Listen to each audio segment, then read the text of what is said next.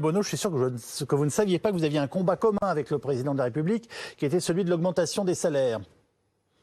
Écoutez, c'est une nouveauté. Je pense que beaucoup de Français et Françaises seront heureux et heureuses d'apprendre que désormais Emmanuel Macron est favorable à l'augmentation du SMIC. Ce que ne fait pas son gouvernement, ce que refuse de faire son gouvernement. Et donc on a là l'exemple parfait du double discours absolument cynique d'Emmanuel Macron, qui prétend se battre au niveau européen pour quelque chose qu'il refuse de faire en France. D'ailleurs, au niveau européen non plus, il ne mène pas cette bataille. Il prétend défendre un salaire minimum européen qui en vérité est une coquille vide tel qu'il est pensé, et donc c'est tout simplement encore une fois un exercice de communication pour prétendre faire ce qu'il ne fait pas et même faire le contraire de ce qu'il fait en réalité. Ce qu'il pourrait par exemple mettre en œuvre dans les prochaines semaines et qui serait très concret, c'est par exemple soutenir la proposition de directive européenne qui permettrait que les chauffeurs et les travailleurs des plateformes, notamment par exemple de plateformes comme Uber, puissent être considérés comme des salariés. C'est une directive européenne qu'a notamment défendue notre collègue Leïla Chaibi, et on verra pièce sur table, si la France, si Emmanuel Macron le défendront, en sachant qu'il s'est opposé,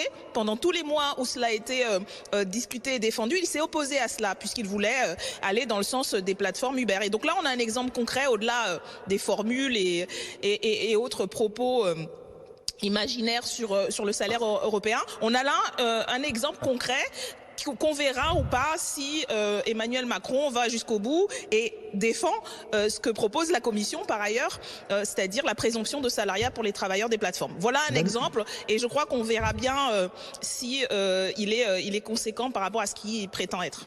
Daniel Obono, une Europe plus humaine, je le cite toujours, le désir de mettre en place un service civique européen de 6 mois pour les moins de 25 ans, vous n'êtes pas contre par définition ?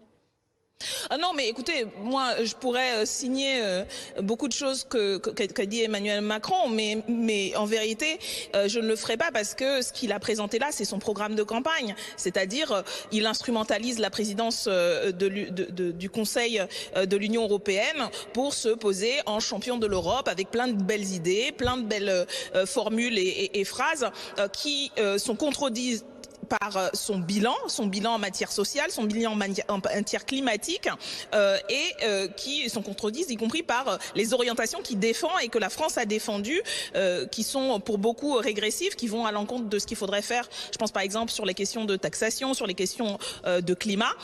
Et donc, je crois que personne, ni en France ni en Europe, ne se contentera de belles formules. Je crois malheureusement que le choix de monsieur Emmanuel Macron d'utiliser la présidence française de l'Union comme un élément de sa campagne électorale, dont personne n'est dupe en fait au niveau européen. Nous avions encore des discussions là aujourd'hui avec des parlementaires européens. Personne n'est dupe et tout le monde le sait, ce qui affaiblit en vérité la position de la France au niveau européen, parce que tout le monde sait que pendant plusieurs semaines, on va avoir voilà la campagne électorale de monsieur Macron qui veut se redorer une image après que l'image de la France ait été particulièrement ternie par son mandat. Vous évoquiez tout à l'heure l'exemple de la Grande-Bretagne. Si on en est à ce point de tension, c'est aussi parce que monsieur Johnson et son gouvernement pensent pouvoir traiter la France de la manière dont ils la traitent, parce que Emmanuel Macron en a affaibli l'image et l'influence. Merci beaucoup.